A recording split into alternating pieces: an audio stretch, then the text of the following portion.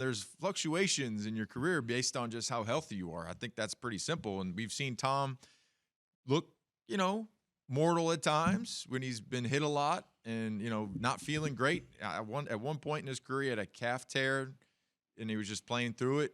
So every football player deals with an injury. So you just deal with it and you move on. And Tom has, the utmost as far as his protocols of diet, massage. Avocado water. I'm not that.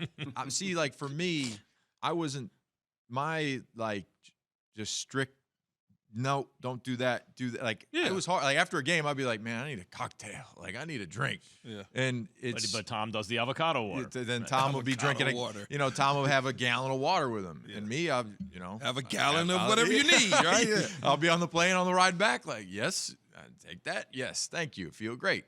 So it's just. Tom ever give anyone any dirty looks behind that? Like, come on, man, get it together. I think he respects everybody on the team, but there was moments where Tom would be like, Nico, I mean, when I retired, he said, I think you could play a long time. I think you could play more. I'm like, I'm good. I'm good. And then everyone has their own moments of I'm good. I hear that a lot from ex-players, that it's not even so much the body can't do it anymore. It's when they're like, I'm not willing to run through that brick wall again. Well, I think, having positionally is different. I was a guy in 2006 where they'd be like, Ninko, I want you to run as fast as you can and hit the wedge. And I'm like, okay.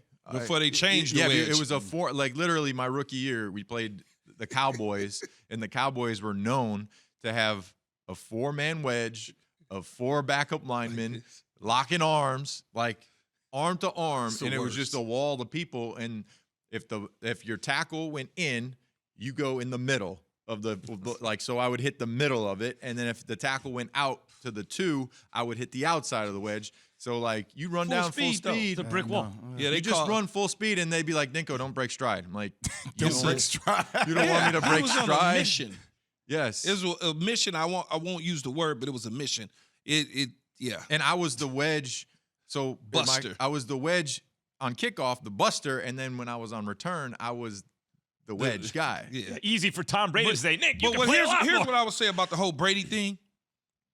I've never seen Brady fall off. Yeah, no, but yeah. Yes, Brady has, as I said earlier, there's a game, there's 1 or 2 games, there's a game or 2 stretch where it doesn't look like the first 8 games of the season. It looks like, when you go and you look at the year that they lost to Tennessee in the playoffs, everybody's like, Brady, he's done. Why? Because they lost in the divisional round and he didn't have any weapons.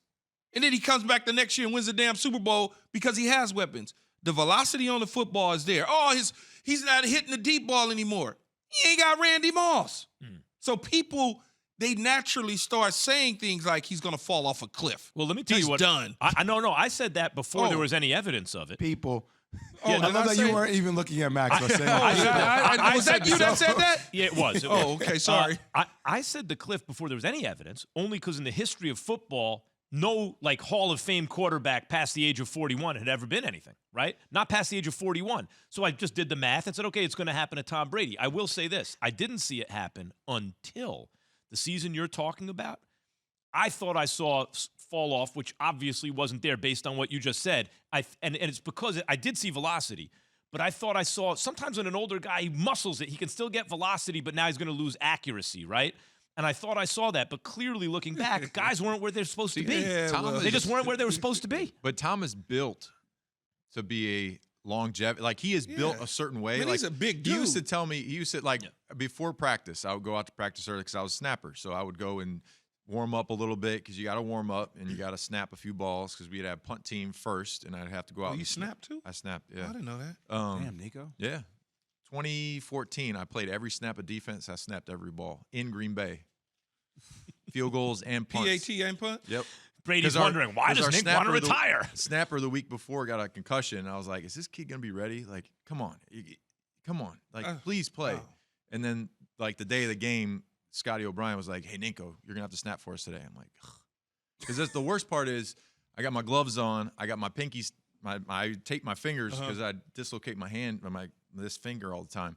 So I'd have to take my gloves off, snap the ball, put my gloves back on, go play a series, tape back up because it would just go I would just dislocate it every time I touch somebody. So then I have to take my gloves off, snap the ball, put the gloves back. It was a pain Hit the in wedge butt. at full speed in practice. Yeah. But anyway, I would say Tom, he's built. He's long, he's tall, he's got long levers, so that like helps him with velocity. He's not a small guy. Yeah. Thanks for watching ESPN on YouTube. For live streaming sports and premium content, subscribe to ESPN Plus.